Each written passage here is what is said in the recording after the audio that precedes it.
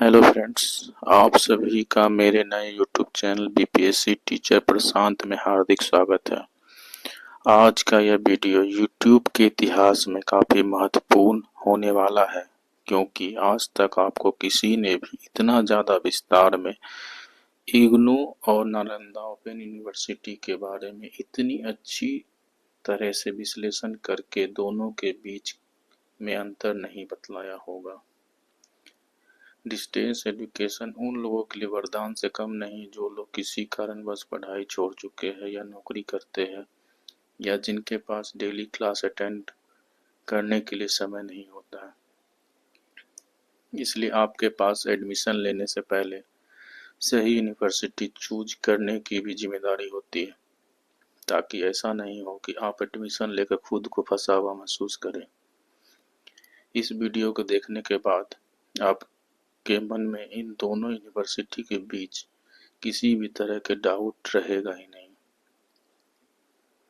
दोनों के बीच अंतर समझने के लिए मैंने 20 पॉइंट्स की मदद ली है तथा जो पॉइंट्स दोनों में से ज़्यादा बेहतर है उन पर प्लस का साइन लगाया, जो उनके बेहतर होने का प्रमाण है। वीडियो को ज़रा सा भी स्किप नहीं कीजिएगा, वरना आपको टॉपिक समझ में नहीं आएगा।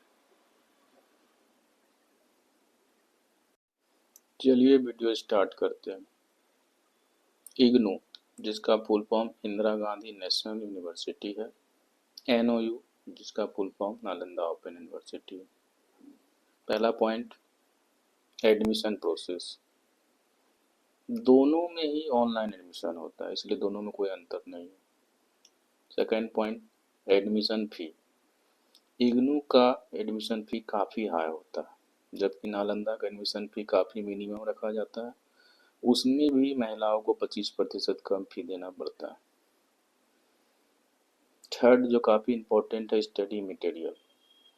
इग्नू का स्टडी मटेरियल काफ़ी ही ज़्यादा कठिन भाषा में लिखा होता है, जिसे समझना काफ़ी मुश्किल होता है। किताबें हर सब्जेक्ट कोड के लिए काफ़ी मोटी मोटी मिलती है, जबकि नालंदा ओपन यूनिवर्सिटी में हर एक सब्जेक्ट कोड के लिए एक पतली किताबें मिलती है और उसका भाषा भी काफ़ी सरल होता है। इसलिए कम समय में आसानी से अच्छा मार्क्स नालंदा ओपन यूनिवर्सिटी में लाना आसान होता है। अगला पॉइंट है study centre. Study centre IGNOU के लिए पूरे भारत में है, जबकि नालंदा ओपन यूनिवर्सिटी के लिए पूरे बिहार में। रीजनल सेंटर, इग्नू में सभी राज्य में अलग अलग कॉलेजों में रीजनल सेंटर बनाया गया है, जबकि नालंदा ओपन यूनिवर्सिटी में रीजनल सेंटर का कॉन्सेप्ट नहीं है। छठा पॉइंट है रजिस्ट्रेशन स्लिप। इग्नू में रजिस्ट्रेशन स्लिप नहीं मिलता है, जबकि नालंदा ओपन यूनिवर्सिटी में एडमिशन कंफर्म होने के बाद ही आपको स्टडी मटेरियल के साथ यह हार्ड कॉपी के रूप में मिल जाता है। 7 पॉइंट, आइडेंटिटी कार्ड। इग्नू में आइडेंटिटी कार्ड आपको खुद से लॉगिन करके पीडीएफ के रूप में निकालना पड़ता है, जिसे मार्केट में आप हार्ड कॉपी के रूप में प्रिंट करवाएंगे, जबकि एनओयू में आपको स्टडी सेंटर पर हार्ड कॉपी के रूप में मिलता है। 8 point, study material dispatch. IGNOU का स्टडी मटेरियल देने का तरीका बहुत ही खराब है। इसका स्टडी मटेरियल काफ़ी लेट लोगों तक पहुंचता है। कभी कभी तो आपको स्टडी मटेरियल एग्ज़ाम के बाद घर पर मिलेगा, जबकि नालंदा में स्टडी मटेरियल एडमिशन कंफर्म होने के तुरंत बाद स्टडी सेंटर से कॉल किया जाता है कि अपना स्टडी मटेरियल लेके जाए। उसमें आपको उस वर्ष का सारा स्टडी मटेरियल एक साथ मिल जाता है। नोमा, assignment question. Assignment question IGNOU के साइट से खुद कोड वाइज खोज कर निकालना पड़ता है। जो पीडीएफ के रूप में मिलेगा उसे आप दुकान में जाकर हार्ड कॉपी के रूप में निकलवाते हैं, जबकि नालंदा आपको स्टडी सेंटर पर ही स्टडी मटेरियल के साथ असाइनमेंट क्वेश्चन प्रोवाइड करते हैं, साथ में लिफाफा भी देते हैं। 10 point assignment solution copy. IGNOU के लिए असाइनमेंट बनाने के लिए खुद से बाजार से A4 साइज का पेपर खरीद कर उसको बनवाना पड़ता है। उसके अलावा उसका ऊपर वाला फॉर्मेट खुद से बनवाना पड़ता है मार्केट में, जो उसके ऊपर लगेगा, और फिर उसे जाकर स्टडी सेंटर में जमा करना पड़ता है। जबकि नालंदा वाले स्टडी सेंटर पर उसे खुद ही देते हैं, जिसे एग्ज़ाम वाले दिन पटना में हाथों हाथ जमा करना पड़ता है। Admission cycle. इग्नू में साल में 2 एडमिशन साइकिल होते हैं, एक जुलाई और एक जनवरी। जुलाई सेशन वाले का एग्ज़ाम जून में होगा, जबकि जनवरी सेशन वाले का एग्ज़ाम दिसंबर में होगा। इग्नू इस मामले में एक प्लस पॉइंट लेकर जाता है, जबकि नालंदा में सिर्फ एक ही एडमिशन साइकिल जुलाई वाला चलता है, जिसका एग्ज़ाम आपको अप्रैल मई में देखने को मिलेगा। अगला है एग्जामिनेशन फॉर्म फी। इग्नू में प्रति पेपर आपको 200 रुपये अलग से एग्जामिनेशन फी देना पड़ता है, जबकि नालंदा में एडमिशन के टाइम जो फ़ी देते हैं उसी में एग्जामिनेशन फ़ी इंक्लूडेड रहता है, अलग से एग्ज़ाम फ़ी देने की ज़रूरत नहीं होती। अगला है एग्जामिनेशन सेंटर। इग्नू का एग्जामिनेशन सेंटर पूरे भारत में होता है। स्टूडेंट अपने मन मुताबिक कहीं भी सेंटर पर एग्ज़ाम दे सकते हैं, जबकि नालंदा में सिर्फ पटना में ही एग्ज़ाम देना पड़ता है। इसलिए इग्नू को एक प्लस इसमें भी मिलता है। 14 पॉइंट है कोर्स ऑफर्ड। इग्नू में बहुत तरह के कोर्सेज चलते हैं, जैसे certificate course, post graduate diploma course, graduation course, post graduation course. लेकिन ग्रेजुएशन अगर आपको बॉटनी, जूलॉजी, फिजिक्स, केमिस्ट्री से करना है तो वो उसमें नहीं मिलेगा। उसमें सिर्फ साइंस कॉमन पेपर से ग्रेजुएशन होता है, जबकि नालंदा में ऐसा कुछ नहीं। नालंदा में आप फिजिक्स, केमिस्ट्री, बॉटनी, जूलॉजी किसी से भी ग्रेजुएशन कर सकते हो। उसके अलावा नालंदा में आपको इंटरमीडिएट आर्ट्स, कॉमर्स, साइंस भी ऑफर करता है। उसके अलावा नालंदा में आपको अन्य यूनिवर्सिटी की तरह सब्सिडरी पेपर भी देखने को मिलते हैं, जो कि इग्नू में नहीं होता है। बहुत सारे फॉर्म में सब्सिडरी कोर्स का महत्व होता है, जो इग्नू से करने पर फॉर्म भरने के लायक नहीं होते। जैसे टीचिंग जॉब में आपको ऑनर्स पेपर के साथ सब्सिडी खोजा जाता है, तो इग्नू वाले उसमें असमंजस में पड़ जाते हैं कि हम ये फॉर्म भरे कि नहीं भरे। लेकिन नालंदा में ऐसा कोई बात नहीं है, उसमें ऑनर्स पेपर, सब्सिडी पेपर और हिंदी इंग्लिश जो अनिवार्य विषय है वो भी होता है। 15 पॉइंट है असाइनमेंट मार्क्स। इग्नू में असाइनमेंट क्वेश्चन 100 मार्क्स का होता है, जिसमें से जितना मार्क्स आता है उसको 30% निकाला जाता है, जिसके कारण से मार्क्स पॉइंट में हो जाते हैं।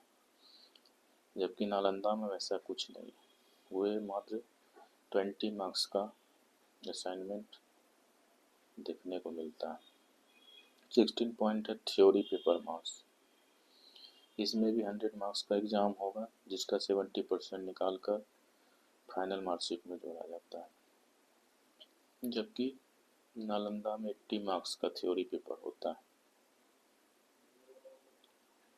17 पॉइंट है रिजल्ट अपडेट।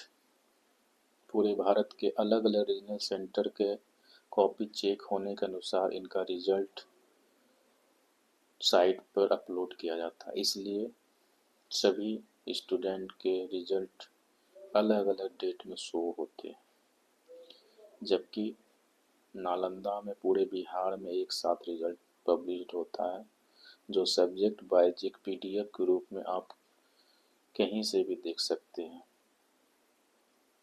उसमें सभी स्टूडेंट शामिल होते हैं, कौन फेल हुआ, कौन पास हुआ, कितना परसेंट आया, कितना मार्क्स आया, ओवरऑल क्या परसेंटेज हुआ, सब देख सकते हैं। 18 पॉइंट है मार्कशीट। इग्नू में जब तक आपका कंप्लीट कोर्स पूरा नहीं हो जाता तब तक आपके घर पर मार्कशीट नहीं आता है, जबकि नालंदा वाले हर साल आपके घर पर मार्कशीट भेजते हैं। अगर कोई स्टूडेंट फेल भी कर जाता है तो भी उसके घर पर वो मार्कशीट जरूर भेजते हैं। 19 पॉइंट है सर्टिफिकेट या डिग्री। फी पेड करने के बाद घर पर सर्टिफिकेट या डिग्री पोस्ट कर दिया जाता है, लेकिन वो आपके घर तक कब पहुंचेगा इसकी कोई गारंटी नहीं होती। कभी कभी तो ऐसा भी होता है कि वह लौट कर वापस दिल्ली चला जाता है, जिससे काफ़ी परेशानी स्टूडेंट को देखने को मिलता है। बार बार रीजनल सेंटर के चक्कर लगाने पड़ जाते हैं, लेकिन नालंदा में वैसा कुछ नहीं होता है। नालंदा वाले कोर्स कंप्लीट होने के 1 महीने के बाद आपके घर पर मार्कशीट भेज देते हैं। 20 पॉइंट है इग्नू कॉन्वोकेशन। हर एक साल एक बार कॉन्वोकेशन दिल्ली में होता है, या आप रीजनल सेंटर पर भी अटेंड कर सकते हैं। नालंदा में, पटना में हर एक साल कॉन्वोकेशन होता है, उसके लिए अलग से फी देनी पड़ती है। अब इन 20 पॉइंट के बाद भी कुछ ऐसे पॉइंट हैं जो आपको जानना जरूरी है, जैसे कि असाइनमेंट मार्क्स। इग्नू के असाइनमेंट मार्क्स अपडेट होने में काफ़ी ज़्यादा समय लगता है। कभी कभी तो ऐसा होगा कि आपका जो थ्योरी का एग्ज़ाम है सारा रिजल्ट देखने को मिलेगा, लेकिन असाइनमेंट पेपर का मार्क्स चढ़ेगा ही नहीं। स्टूडेंट बार बार स्टडी सेंटर, रीजनल सेंटर के चक्कर लगाते रह जाते हैं और उनका मार्क्स चढ़ ही नहीं पाता। मेरे कुछ साथियों के साथ तो ऐसा हुआ है कि उनका असाइनमेंट कॉपी स्टडी सेंटर से गायब कर दिया गया। गलती रहती स्टडी सेंटर की भुगतना पड़ता है स्टूडेंट को। उसे 6 महीना के बाद पता चला कि उसका कॉपी खो गया है और उसे फिर से बना के देना पड़ा, क्योंकि हर एक 6 महीने के बाद इसका क्वेश्चन बदल जाता है, इसलिए उसको दूसरे क्वेश्चन का आंसर पूरी मेहनत के साथ फिर से बनाना पड़ा, तब जाकर उसका असाइनमेंट मार्क्स चढ़ा। इसलिए इग्नू का असाइनमेंट मार्क्स वाला जो प्रॉब्लम है वो लगभग सभी स्टूडेंट्स के साथ देखने को मिलता है, जबकि नालंदा वाला असाइनमेंट मार्क्स रिजल्ट के साथ अपलोड हो जाता है। उसके लिए किसी भी तरह का वेट करने की ज़रूरत नहीं होती। इस मामले में वो बहुत बढ़िया है। उसके अलावा नालंदा वाले आपको बीच बीच में हमेशा अपडेट देते रहते हैं पेपर के माध्यम से, या आपके घर पर एग्जामिनेशन कब है उसका भी लेटर पोस्ट के द्वारा भेजते हैं, जबकि इग्नू वाले आपको किसी भी तरह का अपडेशन नहीं देंगे। अगर आप एडमिशन ले लिया और आपको जानकारी नहीं कि कब जो है एग्जामिनेशन फॉर्म भरा रहा है, कब री रजिस्ट्रेशन, मतलब अगले साल जो है फिर से एडमिशन फी देना है, तो आपका कोर्स बिना बताए ही समाप्त हो जाएगा। इसलिए आपको इग्नू में स्वयं जो है अपडेट रहना होगा, जबकि नालंदा वाले आपको अपडेट देते रहते हैं। उसके अलावा इग्नू में आपको अगर हेल्प लेना है, जो हेल्पलाइन नंबर दिल्ली का दिया गया है वो हमेशा इंगेज ही बताता है। कई बार कोशिश करने पर अगर बात हो भी जाए तो वो सही से आपको जानकारी नहीं देता, जबकि नालंदा वाले आपको उसका कॉल भी तुरंत लग जाता है और वो आपको सही जानकारी दे पाते हैं। इन सभी बातों को समझने के बाद आपको ऐसा लगा होगा कि नालंदा से कोर्स करना ज़्यादा बेहतर होगा, क्योंकि उसमें कई ऐसे पॉइंट्स थे जिसमें उनको प्लस प्लस प्लस मार्क्स मिले, जबकि इग्नू में सिर्फ 2 ही प्लस पॉइंट मिले।